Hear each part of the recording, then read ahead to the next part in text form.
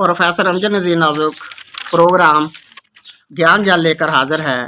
ये है YouTube channel और प्रोग्राम है ज्ञान जाल। हमारा मौजू है हवाई। एक शायर हैं, नाम उनका है मोहम्मद अमान नसार। उनका शेर है, मुझ में इनमें सबब क्या जो लड़ाई होगी, मुझ में इनमें सबब क्या जो लड़ाई होगी, ये हवाई किसी दुश्मन ने उड़ाई होगी।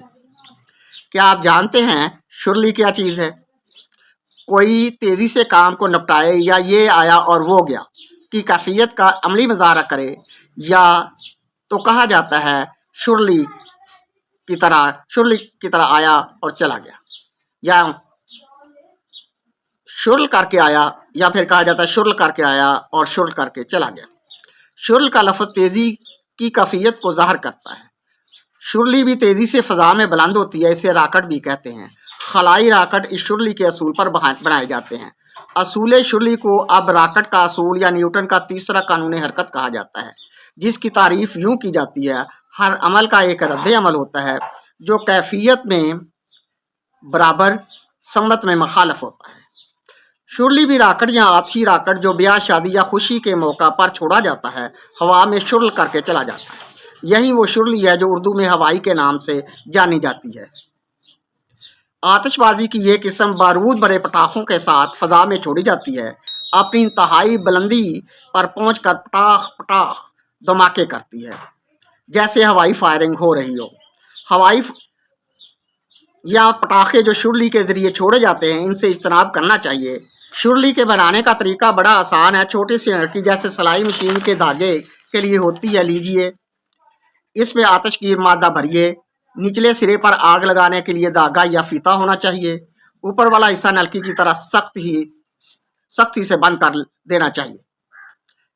लो जी, हवाई तैयार है। बोतल में खड़ी कर दीजिए या मट्टी की छोटी सी ढेरी में लगा दीजिए। आग पकड़ते ही तेजी से आतिश का एक शोला जमीन की तरफ लपकेगा और हवाई आसमान की तरफ परवाज करेगी। हमने शुरली नहीं छोड़ी क्योंकि इसका मतलब होता है ऐसे ही कोई बात झूठी छोड़ देना। लोग शबे बरात पर हवाई छोड़कर शैतानों को डराते या भगाते हैं। हवाई से हवाई जहाज भी है जिस पर बैठकर लंबे लंबे सफर किए जाते हैं। मुल्कों की सैर की जाती है। इनमें भी उड़ने के लिए राकट की तर्ज पर रसूल कार फरमा है, मगर इसे उड़ाने के लिए इंजन की ज़रूरत है, बारूद या आतिशगीर मादे की नहीं। मुसनूई राकट हवाई तकनीक पर तैयार किए जाते हैं। इनके ज़रिए इंसान ने खला की तस्कीर की है, मरीख और चांद के सफ़र किए हैं और खलाओं में घूम फिर रहा है। हवाई जहाज़ मुसाफिरों को लिए उड़ता फिरता है। राकट खला नवर्दों को खला की सैर कराता है। क्या आपने कभी हवाई कश्ती के बारे में सुना है? कश्ती तो पानी में चलती है। जी हाँ, आप दुरुस्त कह रहे हैं।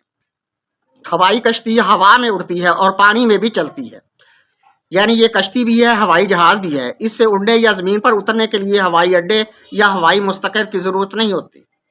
किसी किस्म की दौड़ सड़क या रनवे का तकल्लुफ़ भी नहीं करना पड़ता।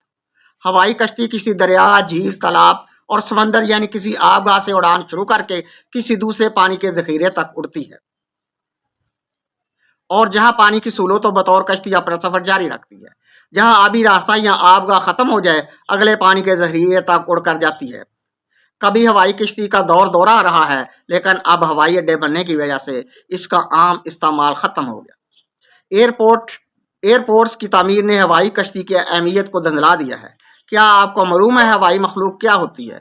जी, जिन परियों, देव, चिड़ेलों वगैरह को हवाई मखलूक भी कहा जाता है। नहीं मालूम ये मखलूक हवा में कैसे उड़ती है? बहरहाल लफ्ज़ हवाई मखलूक गैर मरई मखलूक के लिए बोला जाता है।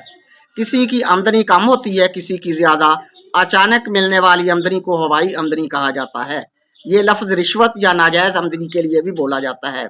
क्यों ना अब हम हवाई चले। हवाई एक जजीरों का मजमूए का नाम है जिसका रकबा 16,636 मरबा किलोमीटर है।